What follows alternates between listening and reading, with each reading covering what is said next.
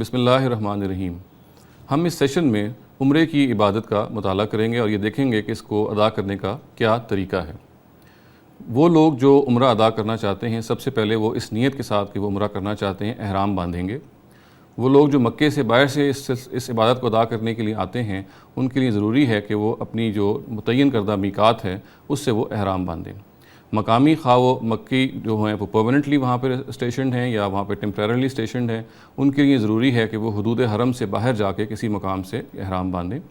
اور وہ حضرات جو حدود حرم اور میقات کے درمیان رہتے ہیں، ان کا اپنا گھر ہی میقات قرار پائے گا، وہ وہاں سے احرام باندھ سکتے ہیں۔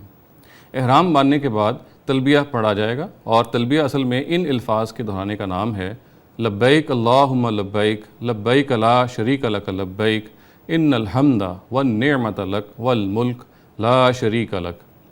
میں حاضر ہوں اے اللہ، میں حاضر ہوں، میں حاضر ہوں، تیرا کوئی شریک نہیں، میں حاضر ہوں، تمام نعمتیں، تمام شکر اور تمام بادشاہی تیری ہے اور تیرا کوئی شریک نہیں۔ بیت اللہ تک جیسے ہی وہ لوگ جو عمرہ ادا کرنا چاہتے ہیں پہنچیں گے تو وہ تلبیہ پڑھنا بند کر دیں گے۔ اس کے بعد بیت اللہ کا طواف کیا جائے گا، جس کا مطلب یہ ہے کہ بیت اللہ کے گرد 7 چکر لگائے جائیں گے، اور طواف کے بعد پھر صفا اور مروہ کے درمیان سعی کی جائے گی، جس کا مطلب یہ ہے کہ 7 مرتبہ ہم صفا اور مروہ کے درمیان چلیں گے۔ اور اس کے بعد ہدی کے جانور اگر وہ لوگ ساتھ اپنے لائے ہیں تو ان کی قربانی کی جائے گی۔ اور آخر میں پھر مرد حضرات یا تو اپنا سر منڈھا لیں گے یا پھر حجامت بنوائیں گے، اور خواتین کے لیے یہ ضروری ہے کہ وہ اپنی چوٹی کے کچھ بال کاٹیں۔ یہ وہ آپ کہہ لیجئے کہ عمرے کی میتھڈالوجی ہے، عمرے کا طریقہ ہے۔ اس میں البتہ 2 چیزیں ایسی ہیں جو آپشنل ہیں، جو واجب نہیں ہیں۔ ان میں سے ایک چیز تو یہ ہے کہ ہدی کے جانوروں کو قربان کرنا یہ ایک آپشنل چیز ہے، یہ آپ کے ڈسکریشن پہ چھوڑ دی گئی ہے۔ اگر آپ یہ کر سکتے ہیں تو یہ بہت اجر کا باعث ہے، تاہم یہ فرض نہیں ہے۔ اسی طریقے سے صحیح کا معاملہ بھی ایسا ہی ہے کہ وہ فرض نہیں ہے، تاہم بڑے اجر کا باعث ہے۔ اس میتھڈالوجی کو جاننے کے لیے ضروری ہے، یا اس پر حقوق عمل کرنے کے لیے ضروری ہے کہ بعض ٹرمز کا بھی ہم تعارف حاصل کر لیں جو ہم نے اس میں استعمال کی ہیں۔ سب سے پہلے تو یہ دیکھیے کہ احرام مردوں کے لیے اصل میں 2 انسلی چادروں کا نام ہے۔ ایک چادر تو اپنے اوپر اوڑھ لیتے ہیں اور دوسری چادر کو بطور تہبند کے استعمال کرتے ہیں۔ اور یہ ضروری ہوتا ہے کہ مرد حضرات اپنا سر، اپنا چہرہ، اپنے ہاتھ اور اپنے پاؤں کا جو اوپر والا حصہ ہے اس کو نمایاں رکھیں، اس کو ایکسپوز رکھیں، اور اس پہ کوئی کپڑا وغیرہ نہیں ہونا چاہیے۔ خواتین البتہ احرام میں سلے ہوئے کپڑے پہن سکتی ہیں، ان کے لیے یہ ضروری ہے البتہ کہ وہ اپنا منہ اور اپنے ہاتھ جو ہیں وہ کھلے رکھیں۔ احرام کی حالت میں کچھ پابندیاں ہیں جو خواتین اور مرد حضرات پر عائد ہوتی ہیں، اور ان میں سے جو اہم پابندیاں ہیں وہ یہ ہیں کہ سب سے پہلے تو کوئی زیب و زینت کی چیز نہیں استعمال کی جائے گی، کوئی پرفیوم نہیں لگایا جائے گا، بال نہیں اتارے جائیں گے، ناخن نہیں اتارے جائیں گے، جسم سے میل کچیل بھی نہیں اتارا جائے گا، حتیٰ کہ جوئیں بھی نہیں نکالی جائیں گی، اور اس حالت میں شکار بھی نہیں کیا جائے گا۔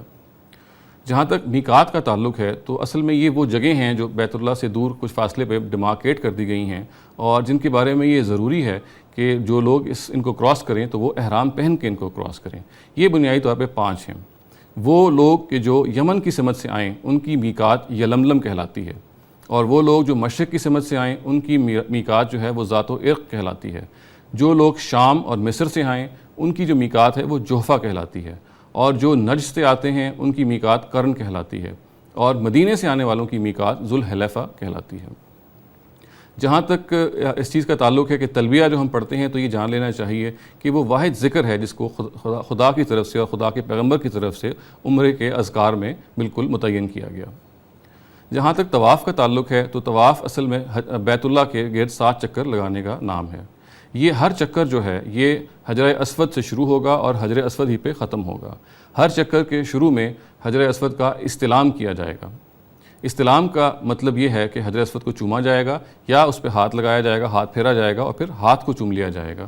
اور اگر بھیڑ کی وجہ سے یہ ممکن نہیں ہے تو پھر محض ہر چکر کے شروع میں ہم اپنا ہاتھ اس کی طرف پوائنٹ کر دیں گے، یا ہمارے ہاتھ میں اگر کوئی چھڑی ہے تو اس کو ہم اس کی طرف پوائنٹ کر دیں گے، اور اسی کو پھر حجر اسود کا استلام قرار پائے گا۔ جہاں تک سعی کا تعلق ہے تو اصل میں یہ صفا اور مروہ کے درمیان چلنے کا نام ہے، اور یہ 7 پھیرے ہیں جو اصل میں لگائے جاتے ہیں۔ پہلا پھیرا صفا سے شروع ہوتا ہے اور مروہ پہ ختم ہو جاتا ہے، اور آخری پھیرا مروہ سے شروع ہو کے صفا پر مکمل ہوتا ہے۔ ہدی اصل میں ان جانوروں کا نام ہے جو کہ خاص طور سے ایک عمرہ کرنے والا یا حج کرنے والا اس نیت سے لے کے آتا ہے اپنے ساتھ میقات سے کہ وہ ان کو بیت اللہ کے حدود کے اندر ان کو قربان کریں، اور اسی وجہ سے ان کو پٹے لگائے جاتے ہیں، ان کو باقاعدہ ڈیمارکیٹ کیا جاتا ہے تاکہ یہ معلوم رہے کہ یہ نشان زد ہیں اللہ تعالیٰ کے لیے خاص طور سے۔ عمرے کا یہ وہ مختصر طریقہ ہے، اور جو بعض ٹرمز ہم نے اس میں استعمال کی ہیں ان کی کچھ ڈسکرپشن ہے جو آپ کے سامنے بیان کی۔ انشاءاللہ کسی اور نشست میں ہم عمرے کے فلسفے کا اور اس کے بعض مقامات کے اندر جو سمبولک اظہار ہے، جو علامتی اظہار ہے، اس کی طرف بھی اس کا بھی ہم مطالعہ کریں گے۔ وآخر دعوانا الحمدللہ رب العالمین۔